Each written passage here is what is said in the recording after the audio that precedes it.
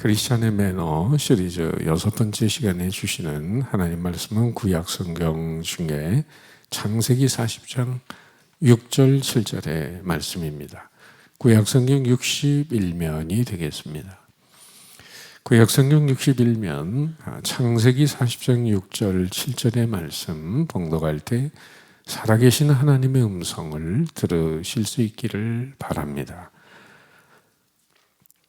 아침에 요셉이 들어가 보니 그들에게 근심의 빛이 있느니라. 요셉이 그 주인의 집에 자기와 함께 갇힌 바로의 신하들에게 묻되 어찌하여 오늘 당신들의 얼굴에 근심의 빛이 있나이까. 아멘. 개인적으로 한국 드라마를 잘 안 보는 편이지만 지난 겨울 휴가 때 넷플릭스에서 옥시 부인이라고 하는 것이 눈에 띄어서 16회를 전속력으로 달리면서 보았습니다.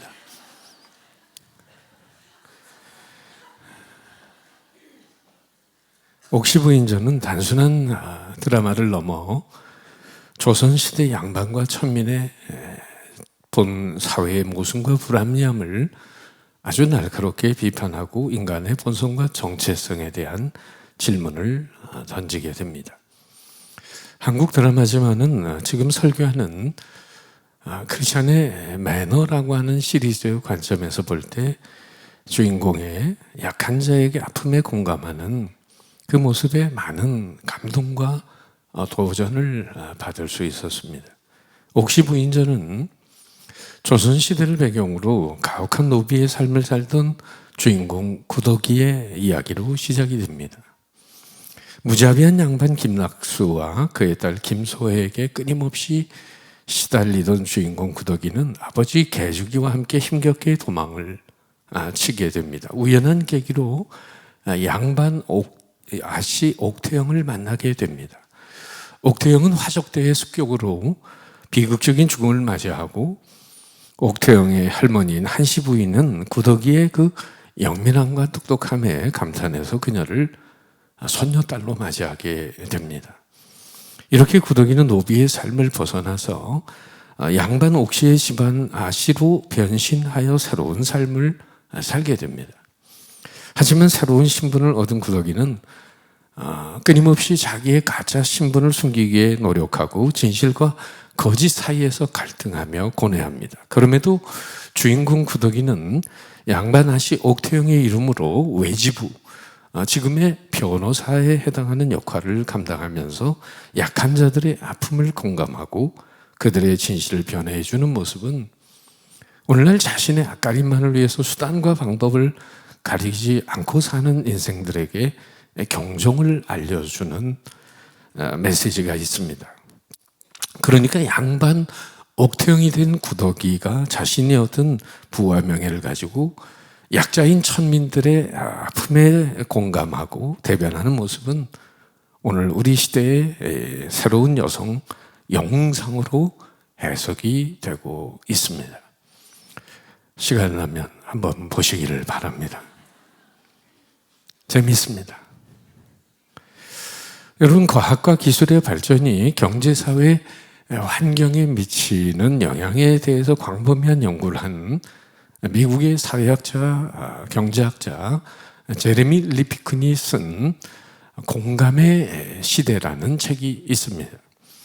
그는 적자 생존의 법칙이 지배하는 이 시대에 공감 생존이라고 하는 새로운 패러다임을 제시합니다. 그는 인간에 대한 프로이드의 정의, 즉 인간은 모든 인간에 대해 늑대다 라는 것을 거부합니다. 인류는 이기적인 존재로 자신의 욕망을 채우기에 끊임없는 파괴와 전쟁을 합니다. 세상이라는 이 정글 속에서 치열한 경쟁과 대립을 통해 강한 자만이 살아남는 서바이벌 게임을 합니다.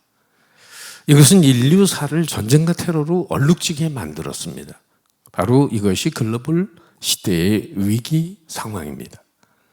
그러나 제레미 리피킨은 인간은 다윈의 진화론적 사고만을 가진 존재가 아님을 강조합니다. 인간은 적자 생존의 환경에서 문제 해결을 위해 타인과의 협력과 유대를 추구합니다. 그래서 인간을 이렇게 부르게 되죠. 호모 엠파티쿠스. 인간은 공감하는 존재다 라고 강조합니다. 21세기의 대립과 갈등의 구조를 벗어나 새로운 화해와 협력을 통해 인간의 문제를 해결하는 핵심은 바로 공감이라는 키워드에 달려있다고 화두를 던지게 됩니다. 그 예로 책 서두에서 인류사에 감추어진 역설, 전쟁 중에 벌어진 한 이야기를 저자는 들려줍니다. 제1차 세계대전 중이었던 1914년 12월 24일 크리스마스 이브입니다. 프랑스 플랑드르 지방에서 실제로 있었던 일입니다. 비가 내리는 참호 속에서 영국군과 독일군이 서로 총을 겨누고 있습니다. 주변엔 죽어나딘 군은 전우들의 시신도 묻지 못한 채 참으로 썩어가는 시신의 지독한 냄새와 대소변의 그 냄새가 코를 찌릅니다. 이 열악한 환경에서 언제 끝날지는 모르는 이 전쟁의 일을 수행 중입니다. 모두가 고향을 그리워하고 성탄절에 파티를 연상합니다. 그때 독일군 병사들이 어둠 속에서 크리스마스 추리에 촛불을 붙이기 시작해요. 그리고 고요한 밤, 거룩한 밤을 부릅니다. 그러자 총을 겨누고 있던 반대편 영국군 병사들도 캐럴을 부르면서 화답을 합니다. 양쪽의 병사들은 총을 내려놓고 서로를 향해 걷기 시작했습니다. 그들은 서로 악수를 하고 담배와 비스켓을 나누었습니다. 그리고 가족 사진을 보여줍니다. 서로의 고향과 크리스마스의 추억을 나눕니다. 이 상황에서 누구도 조금 전까지 총부리를 겨누고 상대방을 죽이는 전쟁의 모습은 보이지 않습니다. 서로의 아픔과 고통을 나누면서 하나됨의 모습을 보여줍니다. 여기서 리피키는 바로 인간은 서로 공감하는 존재라고 역설합니다. 아무리 이념과 국가의 이익을 위해 전쟁을 하지만은 인간의 내면 속에는 서로를 향한 증오와 미움을 넘어서서 공감의 모습이 존재한다는 것이죠. 그래서 인간은 공감하는 존재요. 공감하는 인간상만이 진리의 진정 인류의 문제를 해결할 수 있다는 새로운 패러다임을 제시합니다. 공감이라는 단어를 처음 사용한 사람은 미국의 심리학자 1909년 이비 디츠너라고 하는 사람인데 그는 독일어로 아인 풀룽, 감정이입이라는 단어를 표현했습니다. 이것을 영어로 번역하면서 사용하기 시작했는데 그 이전까지 이 동정이라는 단어가 주로 사용됐어요.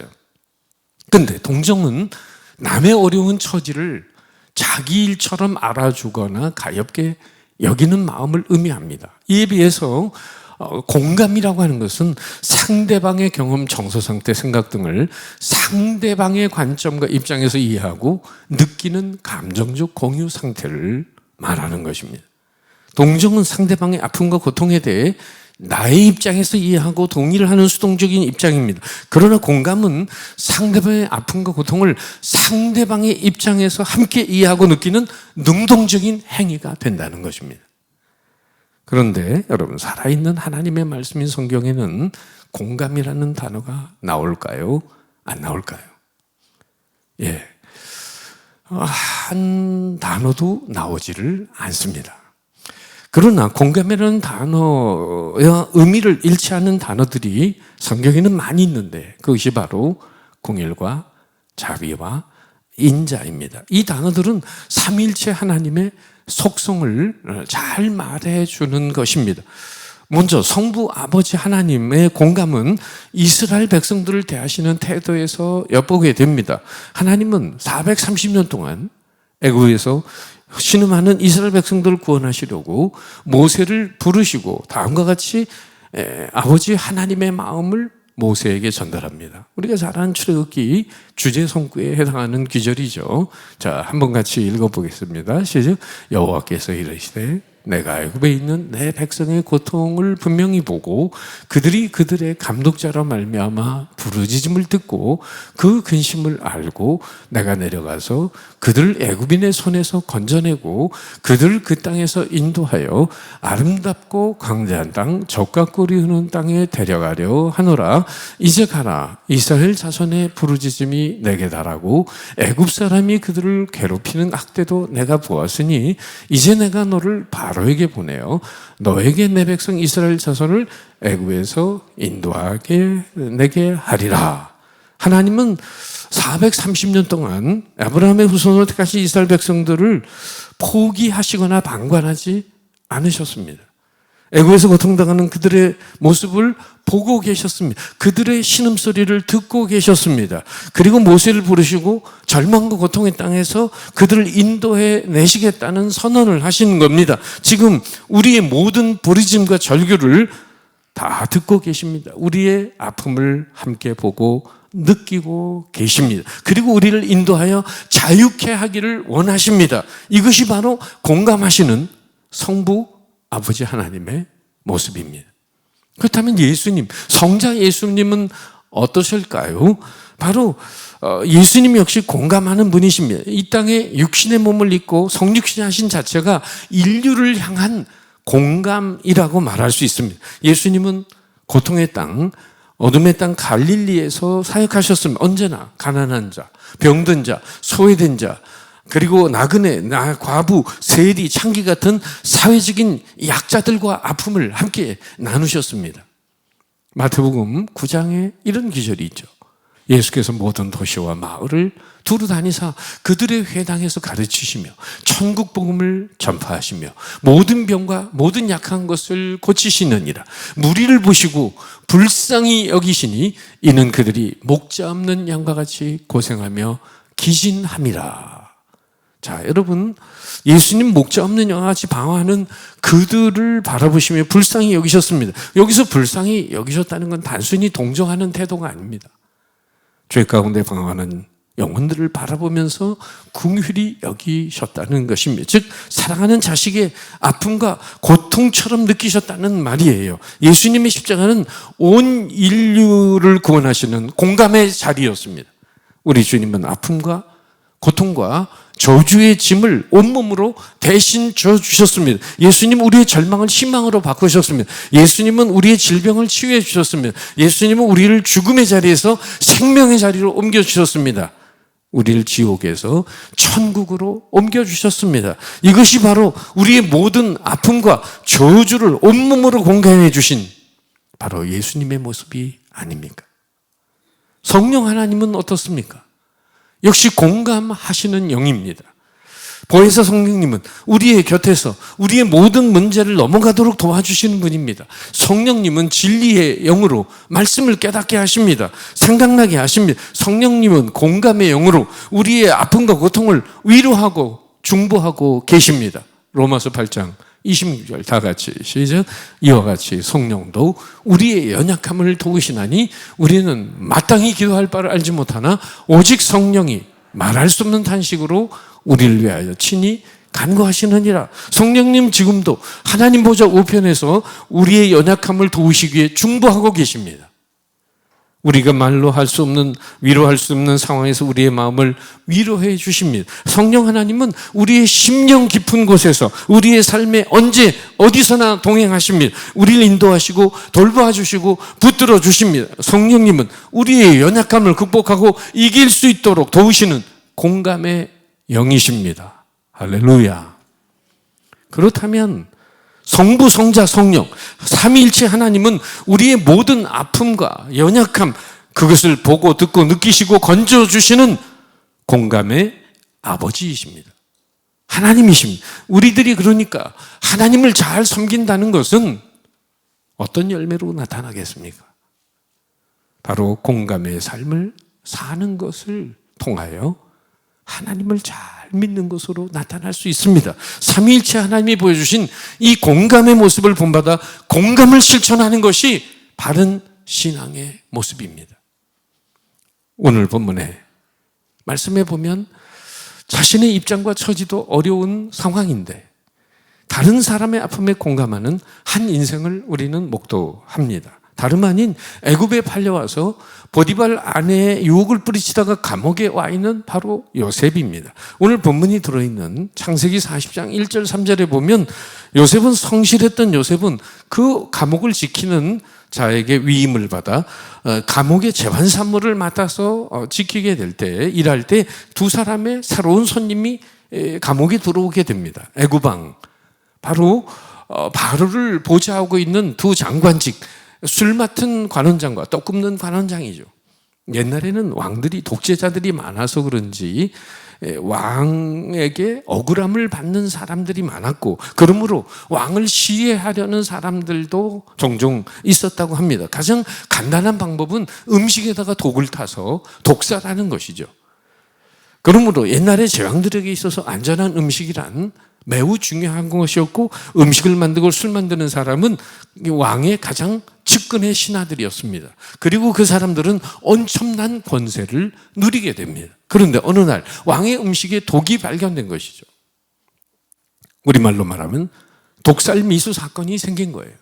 그런데 도대체 어떤 경로를 통해 왕의 음식에 독이 들어왔는지 정확하게 수사하기 위해 이 음식을 틀에 들어온 건지 술을 통해서 들어온 건지 확인하기 위해 양쪽의 최고 책임자인 술 맡은 관원장, 떡 굽는 관원장을 일단 감옥에 긴급 구속을 합니다. 그리고 구속하고 난 다음에 조사하고 나서, 그리고 나서 최종 판결이 나오기 전까지 감옥에 있는 것인데, 바로 고위 관리이기 때문에 그 감옥의 재반 일을 맡아서 일하고 있는 요셉에게 그 두 사람을 시중들게 했던 것이죠. 새로운 마음으로 감옥에 적응하는 요셉의 생활 태도가 어땠는지 4절을 보면 이런 단어가 나와요. 섬겼더라. 진위대장 요셉이 그들을 수종들게 하며 요셉이 그들을 섬겼더라. 그런데 그 자세가, 섬기는 자세가 어떠했는지 오늘 6절 7절 읽은 본문에 바로 잘 나와 있습니다. 같이 한번 읽어봅니다. 시작. 아침에 요셉이 들어가 보니 그들에게 근심의 빛이 있는지라. 요셉이 그 주인의 집에 자기와 함께 갇힌 바로의 신하들에게 묻되 어찌하여 오늘 당신들의 얼굴에 근심빛이 있나이까. 지금 요셉은 노예고 앞날이 불투명한 사람입니다. 자기 코가 속자요. 지금 남 생각할 여유가 있는 상황이 아닙니다. 적어도 이 사람들은 장관급이요, 출세한 사람들이에요. 그런데 지금 노예가, 일개 노예가 누구를 걱정하는 겁니까?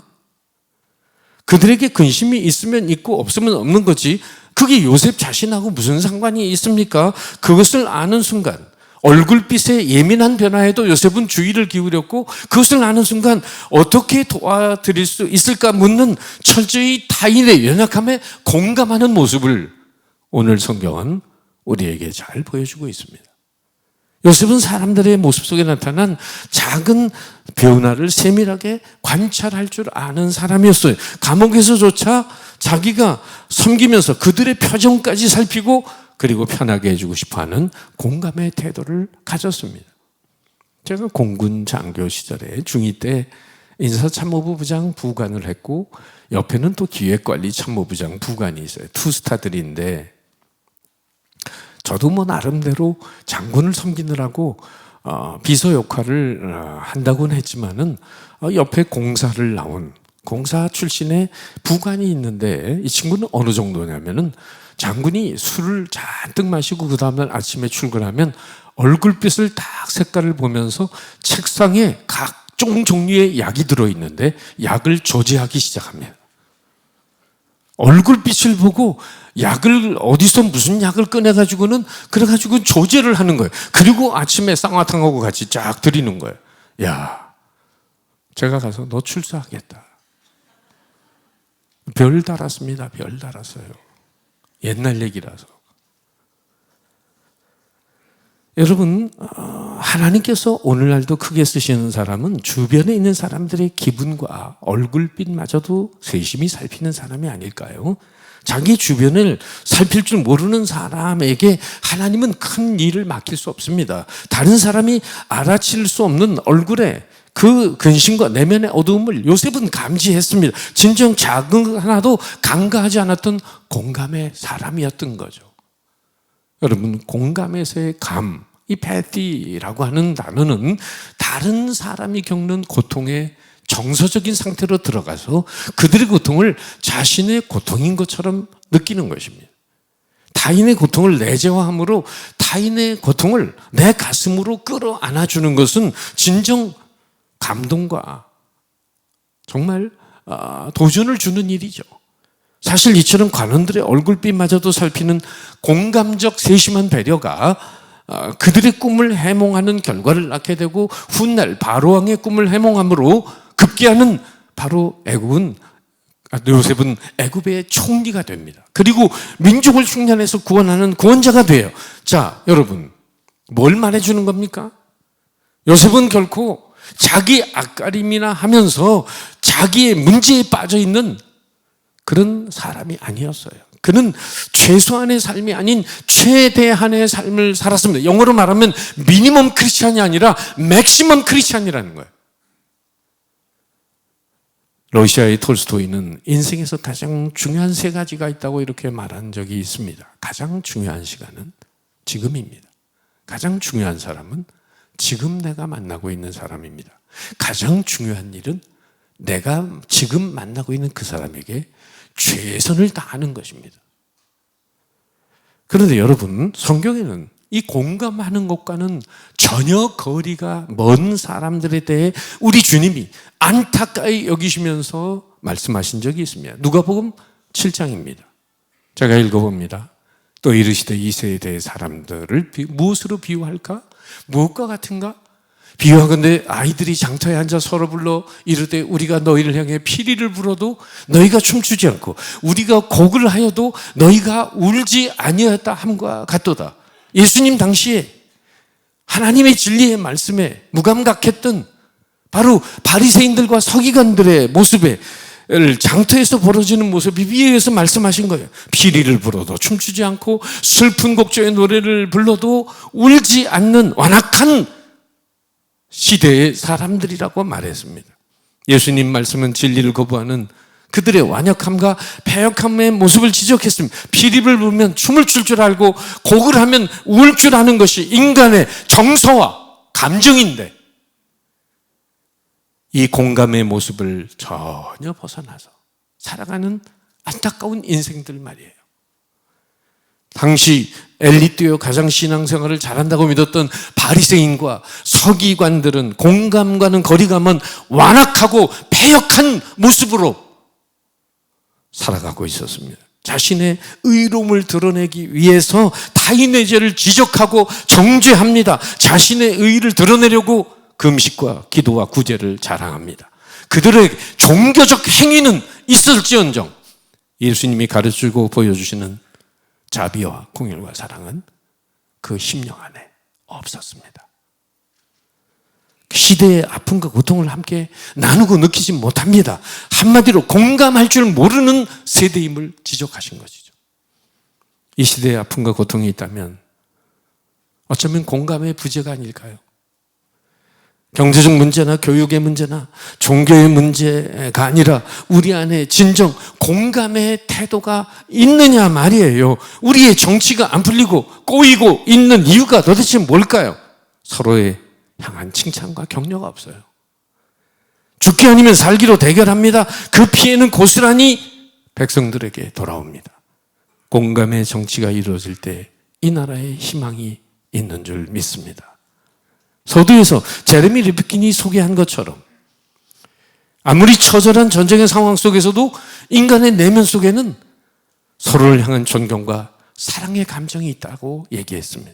그런데 이 시대는 이 진화론적인 구조 속에서 치열한 적자 생존의 싸움만을 하고 있는 거예요. 내가 상대방을 이기면 살고 내가 지면 죽는다는 처절한 서바이벌 게임을 하고 있습니다. 남을 생각하고 이웃을 돌아볼 경향이 없습니다. 계속해서 이런 구조 속에서 경쟁을 하고 싸우면은 결국 인류는 멸망의 길로 치닫게 되는 것입니다. 그래서 리피코는 21세기의 화두로 경제학과는 거리가 먼 공감의 문제를 꺼내고 있는 것이죠. 이 치열한 경쟁과 대결의 문명에서 벗어나서 이제는 서로가 이해하고 사랑하고 연합하는 공감의 문명 시대를 새롭게 열어가야 한다고 말입니다. 전적으로 공감하면서 삼위일체 하나님의 공감을 배우고 우리가 살아간다면 인간다운 삶을 살아갈 수 있습니다. 하나님이 기뻐하시는 새하늘과 새 땅을 이루어갈 수 있습니다. 하나님이 다스리시고 통치하는 나라를 꿈꿀 수 있습니다. 공감이 있는 가정, 공감이 있는 교회, 공감이 있는 사회는 놀라운 변화가 일어납니다. 새로운 관계가 회복되고 치유의 역사가 일어나게 되는 것입니다. 그렇다면 예수 그리스도를 영접한 신앙인으로 우리는 어떻게 공감 능력을 키울 수 있을까요? 세 가지로 간단히 말씀드린다면, 첫째, 그것은 상대방의 입장에서 생각하는 것입니다. 항상 인간은 자기중심적입니다. 자기 생각대로 생각하고 자기 생각대로 말하고 자기 생각대로 행동하려고 해요. 그래서 상처가 일어나고 갈등이 생겨요. 어느 날 아이가 학교에 가지 않겠다고 엄마한테 말합니다. 그러면 부모 입장에서는 화가 나죠. 책가방을, 너 학교 가기 싫어? 그러면서 가지 마. 그러면 책가방을 휙 던져버려요. 극단적인 반응을 보입니다. 아니면 아이를 설득하려고 들겠죠. 예, 다른 애들도 다 힘들어. 너만 힘든 거 아니야. 옆집에 철수 봐라. 공부도 잘하지, 운동도 잘하지, 교회도 잘 나가지. 너 좀 본받아라. 지금 힘들어도 조금만 참아봐. 그러면 괜찮아질 거야. 여러분, 그런 처방이 아이에게 정말 도움이 될까요? 이 아이가 학교에서 왕따를 당하는지 린치를 당하는지 무슨 문제 때문에 학교를 가기 싫은지 그 원인에 대해서는 관심조차 없는 거예요. 어떻게 도와줄 수 있는지 함께 고민하고 함께 노력해야 되지 않아요? 그때 아이의 마음문이 열리고 자신의 모습을 다시 돌아보게 되는 거죠. 공감은 내 입장이 아닌 상대방의 입장에서 생각하고 바라보는 것이에요. 그때 치유와 회복과 변화의 역사가 일어나는 것입니다. 두 번째, 상대방의 입장에서 말하는 것입니다. 공감은 스위스의 교육심리학자 피아제의 후계자들은 공감을 설명하면서 탈중심적인 사고 개념에서 한 걸음 더 나가서 역할 채택 기능이라는 말을 만들어 그것을 중시했어요. 역할 채택 기능. 역할 채택은 자기 중심적 입장에서 단순히 다른 사람의 역할을 해본다는 것이 아니라 상대방의 입장과 관점에서 역할을 해본다는 타인 지향적인 차원에서의 역할 채택이에요. 어려운 말이지만은 그것을 관점 채택 또는 관점에 대한 역할 채택이라고 표현했습니다. 우린 내 입장에서 말하기 쉬워요. 공감을 하려면 상대방의 입장에서 배려하고 말해야 됩니다. 김미혜 씨가 쓴 말이 안 통해라는 동시가 있습니다. 아주 짧은 동시예요. 아이, 엄마 토끼가 아픈가 봐요. 엄마 쪽지 시험은 100점 맞았니? 아이, 아까부터 재채기를 해요. 엄마 숙제는 했니? 아이, 당근도 안 먹어요. 엄마 일기부터 써라. 지금 엄마와 자녀 간의 말이 통하지 않는 이유가 뭘까요? 서로 바라보는 관심이 다르기 때문이죠. 아이는 토끼를 보고 토끼가 아픈 걸 걱정하고 있어요. 그런데 엄마는 토끼를 바라보면 아파하는 아이에게는 관심이 없어요. 오직 아이의 성적에만 관심이 있어요. 결국은 말은 하는데 전혀 통하지 않아요. 진정한 공감은 서로에게 관심을 가지고 마음의 대화를 할 때 이루어집니다. 그러기 위해서는 잘 듣는 것이 중요합니다.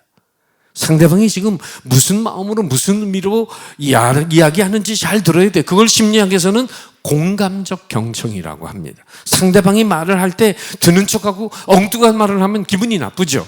서로를 바라보고 맞장구를 치고 경청해야 됩니다. 아, 그랬군요. 인정하고 공감할 때 상대방의 가슴이 열리고 변화가 일어나죠. 상한 마음이 치유되고 회복이 됩니다. 세 번째는 진실성을 보여주라는 것입니다. 상대방의 입장에서 수용하고 상대 공감적 경청을 이루는 중요한 요소는 진실성입니다. 상대방의 진실이 느껴질 때 참된 교류가 일어납니다. 패치 아담스라고 하는 감동적인 영화가 있었죠. 헌터 패치 아담스의 실화를 바탕으로 만든 영화입니다. 패치 아담스는 의사의 길을 걸어가면서 제도를 거부합니다. 의사로서의 권위주의를 거부합니다. 의사로서 책을 읽고 연구하고 논문을 쓰는 것도 중요하지만 환자에 대해서 더 많이 알기를 원합니다. 번호로 환자를 대하지 않아요. 당시 의사들은 환자를 치료의 대상으로만 여길 뿐 인격적으로 대하지 않는 것에 대해 불만을 갖게 됩니다. 그래서 패치는 항상 환자의 이름을 불러줘요. 인간적인 친밀감으로 다가섭니다. 그래서 환자의 눈높이를 맞춰줘요. 환자를 위해 딱딱한 하얀 가운을 벗어던집니다. 회진을 할 때 피노키오 코를 붙이고 갑니다. 어릿광대와 같은 복장을 하고 다닙니다. 그를 대하는 환자들이 웃음이 넘쳐나요. 자기를 환자로 대하지 않고 인간으로 대해주는 패치에게 마음을 엽니다. 그 결과 치료 효과가 훨씬 빠르게 나타나게 됩니다. 잠시 그 영화를 볼까요?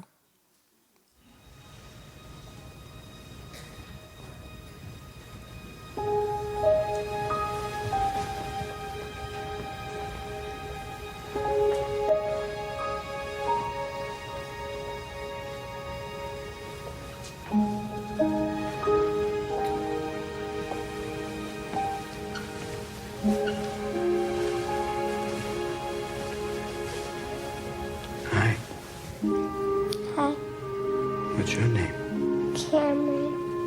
Hi, Cameron. I'm Patch.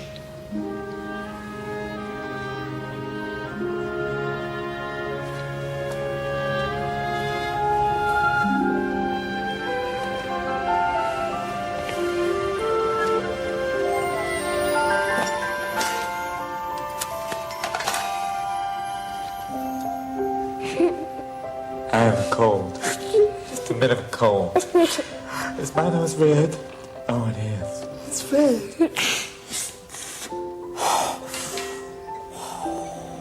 What's that? You don't know? I don't either. Let's find out. Taxi! Try on you.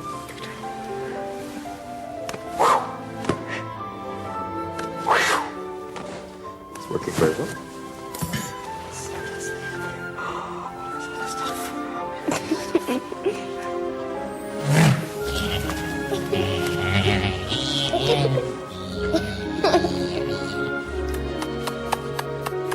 Bee kisses.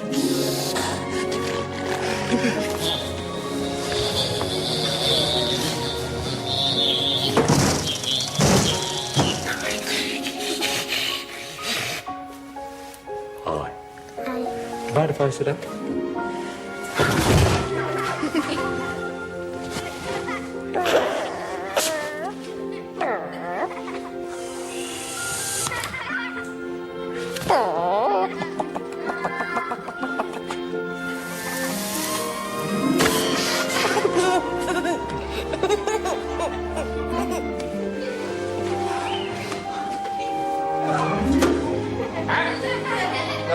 Hello, my friend. Hello.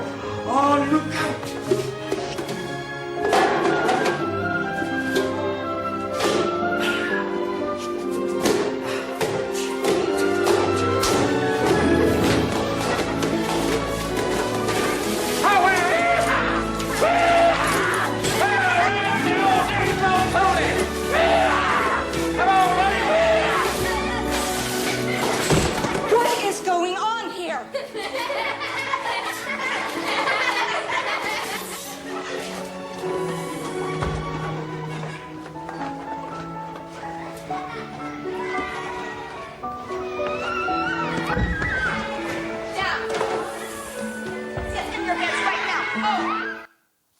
현재 패치 아담스는 게준 하이트 건강병원을 세워서 인간적인 소통이 일어나는 병원을 세워 많은 사람들을 치료하고 있습니다. 그 병원에서 일하고자 하는 의사가 1,500명이 줄 서고 있습니다. 그 병원에 들어가려고.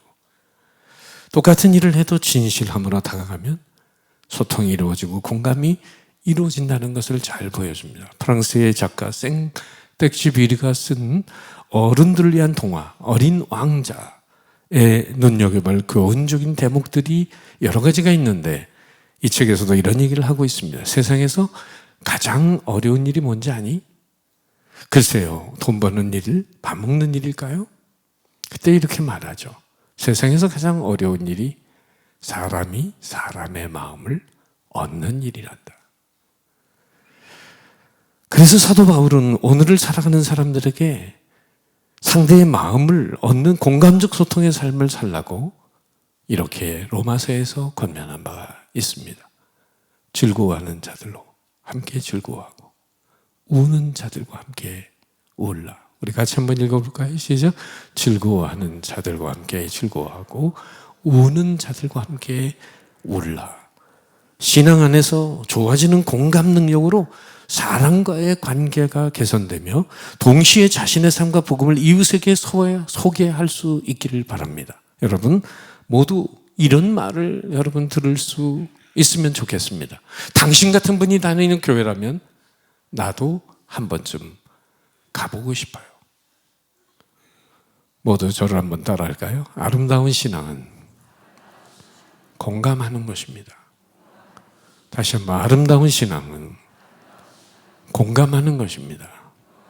우리 모두 공감할 줄 모르는 바리새인과 서기관 같은 삶이 아니라 삼일체 하나님처럼, 그리고 술 맡은 관원, 떡 굽는 관원장을 근심스러운 얼굴을 살피고 그 꿈을 해석해 주었던 요셉처럼 공감하며 살면서 승리하는 삶, 축복의 삶, 화평의 삶, 기적의 삶을, 승리의 삶을 살아가는 여러분들이 되시기를 주님의 이름으로 축복합니다. 기도하겠습니다.